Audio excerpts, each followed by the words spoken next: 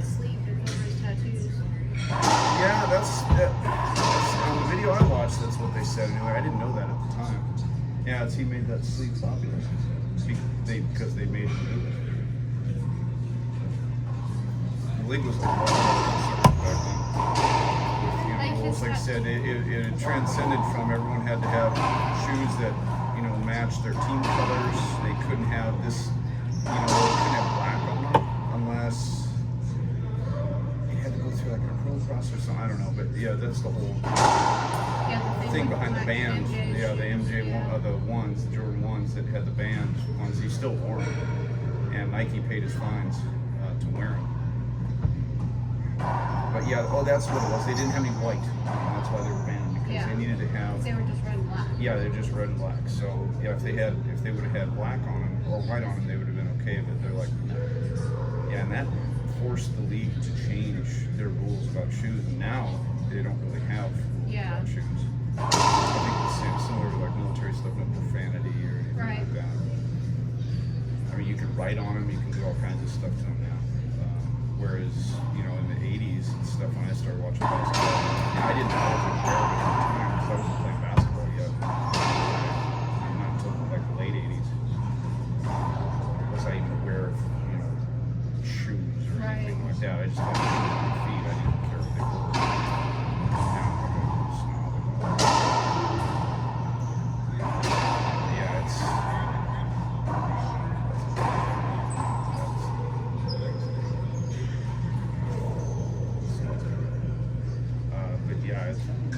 reading about how rules came to be and the trailblazers, not Portland, but we're responsible for them. They'll look back and no matter what kind of career Caitlin has, she'll be seen as as a vital piece to the progression of the sports, not just men's basketball, it's just like the ladies U.S. national team for soccer. It's kind of carrying that torch for all women. Now, did AI have any bad tattoos, or just because he had tattoos? Just because he had tattoos, they didn't like the look. It was that cultural, like a thought or something like that. Grew up in, Hampton.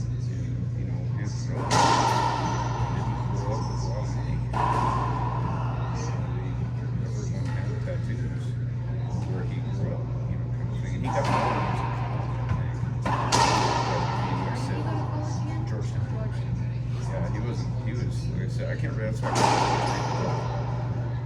I might start reading it. After you read it, I think I kind of really started falling in love with him when I was in Cyprus in 2002. That's when they had their finals run, I believe. It was him against the Lakers. And that's when it sounds odd too. That's when Kobe was again. Chuck and this kind of stuff. Wasn't he small? He was like only 6'1" or 6 something foot, like that? 6 foot, Yeah, 6'1". because I remember you telling me that Kobe said he would have been like... If he would have been he said if he would have been at least 6'6", he would have been the best player in NBA history. But you should see him dunk too. He got up so quick. Yeah, he dunked ball easily. Like you don't see a lot of 6'1" guys dunking the ball in the game. I don't think I've ever seen Caitlin dunk basketball. But I remember asking you a couple games ago. He can, but you just don't see it because he's only 6'1". Inch for inch, one of the best guards in the NBA. Jesus. I like how he just put his mic down after that too and just settled down and was like, I'm done. But yeah, for someone to overcome something that they have no control, not only they have no control of it, but they have no way to improve that. You can't improve height. If you're skinny, you can try to get, bigger. If you're, bigger, you can try to if you're trying to get smaller, you can Zion Williamson. He got, really big, and James Harden is really short years too. You got skinny, you got faster. Still got a little bit of a belly going on. Yeah, he's old. 38 years old. But if you're, if you're this, if you're that, but he, I would consider Right? in the NBA. It's It kind is. of it's a disadvantage. You're at a distinct disadvantage for only being 6'1". He was like, if we have time, we'll watch some clips of him. Like game clips and stuff. Dude, he was so fast. I've never seen a player faster than him. Like quickness-wise, like footwork and everything. He was so fast. In college, he made people stupid. Right now, the average height for a player is 6'7". Average. Yeah. So I was wondering that. I'd love to see what the average height was in 2003. Because that's kind of, 4 or 5 years. Yeah, that's what I'm trying to. Yeah, because When did he play? in the early 2000s. Still 6'7". Yeah. 6'7". So he was a point guard, average height around, he was average, right around average for a point guard around the time he played at 6'1". I think he was about 6 foot. But still, I mean, he was, for a point guard, he was average, Now it's 6'3". but 6'3" is your average point guard size. And it's not only the height thing, it's the wingspan that really, puts it in perspective, because people get wrapped around the axle over this is the difference between 6 foot and 6'1" is that. Right. So it's not that big of a deal. As you grow vertically, it's more exponentially. You grow horizontally. So to hear people say stories or tell stories about how great Tracy McGrady was, or Carmelo Anthony, or those guys, the players, Grant Hill, they were a lot bigger, and the numbers absolutely choke. Kobe was a shooting guard. He was a 2 back in the day when they still played the kind of 5 positions. Shooting guard should be about 6'6", 6'5". Yeah. Because Jordan, that's like your stereotypical guard, shooting guard And that's size. what Jordan's 6'6". Yeah, Right, Kobe was he was a 6'6". shooting He was, yeah. But yeah, I mean, the thing that, and Jordan had a lot of respect for Jordan. He talked about him, it made him so, and Kobe too. It was like he was so hard to guard because he was so low. And, I've talked about that before. When you're guarding someone, that's why people had sometimes a hard time guarding me. Because you were smaller. Because I was short and I was quick. Which means the ball was lower, so they had to bend over. Well, pretty much. yeah, they can't defend on the ball. So if I'm dribbling the ball out here, the ball's down at my knees, that's only, a foot and a half off the floor. And I can make a move here and then, go back this way. It's harder for a taller guy. Like, I had guys guard me that were like 6'2", but I didn't mind because I was faster than them. Once I got past them, then I had to make a decision. And There's a big guy in front of Usually me. it was, because anytime you drive, you collapse the defense. So in the dunker spot, in the Gordon spot, I go here, I go to the middle, feet in the paint, and then dish to the dunker, come to the wing, or this guy over here, or dish out to the wing for, 3 or something like that, based on where you're set. But Chuck, though, he was so fast. He was so fast that when he would get by, he would get to the rack before the defense even had a chance to collapse. Wow. So he could get all the way to He's the... like kind of Kelsey Mitchell. Yes, like he's so quick that the defense, you couldn't collapse the defense before he got there, because then you have Right. shooters wide open. So they would have to make a decision about when to collapse. But the problem was, by the time they already made the decision as a 6'9", 6'10", 7-foot guy, Yeah. because you're up here, say this is the rim behind me, and you see this little dude moving. By the time your long ass leg has to move from here to here, he's already to the rack. And then he could dunk, he could lay it up real quick, his athleticism and everything else. Yeah, he was so fast that you couldn't collapse on him. he was just too quick. So given that,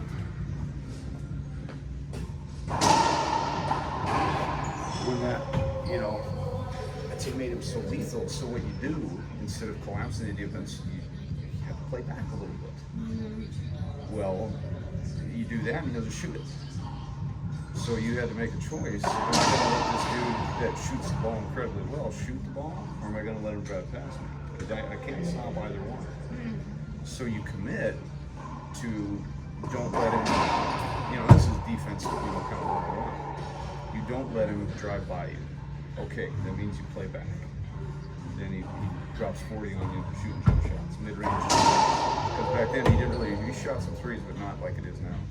And so you just shoot mid, just lace it. And if you're a shooter, you get into a rhythm. Okay, now I need to press him and come up on him, then he'll just go to fire. So, I mean, it was like him and Kobe were close. And they would talk about, just Kobe was like, he's like, even Jordan would say it too. Because he played against Jordan. AI did. He came in the league a little bit before Kobe, I think, around the same time, a little bit before. And he would talk about how the little guards like Damon Stoudemire, Chauncey Billups, the little guys were so difficult to guard. He came in 96. 96, yeah, I thought it was a little bit before Kobe. Yeah, so he came in around Jordan, 96 to 98 era. And They got drafted at the same time. oh, did they? It was 96? Yeah. Kobe came in there. Kobe didn't play his first couple years, that's right, because I was thinking the All-Star game, that was his last All-Star game. That was okay, but it was such a challenge to guard those He was guys. the number one. Yeah, he was first overall. And then Kobe was 13. 13 or 14, Yeah, something like there that. you 13, yeah. And they're super great. Ray Allen, probably the best three-point. Marcus Camby was great. Sharif Abdul-Rahim, he was fantastic. Stephon Marbury, he was another one of those, smaller guards. Didn't he just stop? Didn't he just retire recently? Nah, he's been retired for a while. Yeah, Ray Allen, great. That's the greatest. He went to Sacramento. Yeah. Steve Nash, I mean, this is one of the greatest guys. Durant Beal, he was fantastic. Ilguskis. Yeah, I mean, those Kerry Kittles, he was a Villanova guy. Antoine Walker, Joe Zampi. Oh, yeah.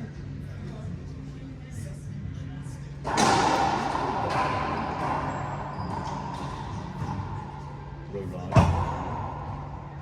Derek Fisher fishing with one. He was short. Derek Fisher. Travis Knight. Ryan Myers. Joe Blair. Hashtag queen. Ben Davis, he played for Arizona. Mike Rose.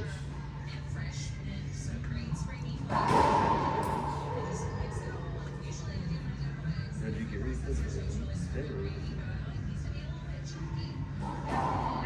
Oh, go ahead.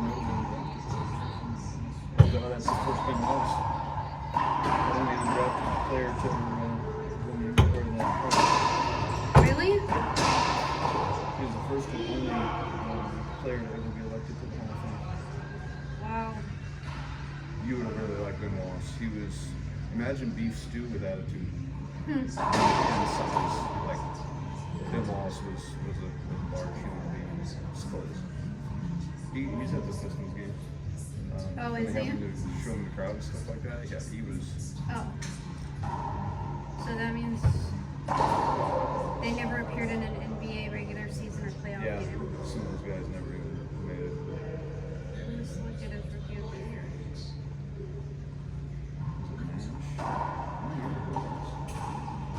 Allen. Was it Nash? Yeah. A little,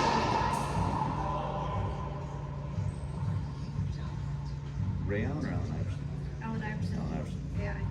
Yeah, because that. Yeah, she did everything. Yeah, that draft.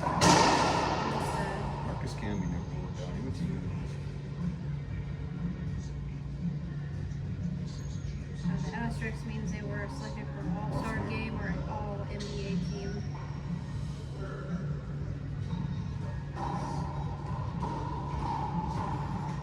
Oh, an All-Star and All-NBA. during their career or that year? I think that year. That year? Yeah. I don't know. Because Kobe didn't really play his first 2 years. Which would explain why he's only in the basement Hall of Fame for like this, and didn't. A lot of them don't have the All-Star. Yeah, because he wasn't an All-Star. I think his first one was '98. How you doing? How come he didn't play his first couple of years? There was, I forgot the dude that was in front of him in the lineup. I mean, he was a rookie. It's back then the rookies really didn't play that much. Yeah, I forgot who it was that was in front of him. Oh, it was Eddie Jones, I think. I think Eddie Jones from Alabama. It wasn't until Jones got hurt that Kobe got a chance to play, like start and everything else. Yeah, Eddie Jones. I'm pretty sure I looked up.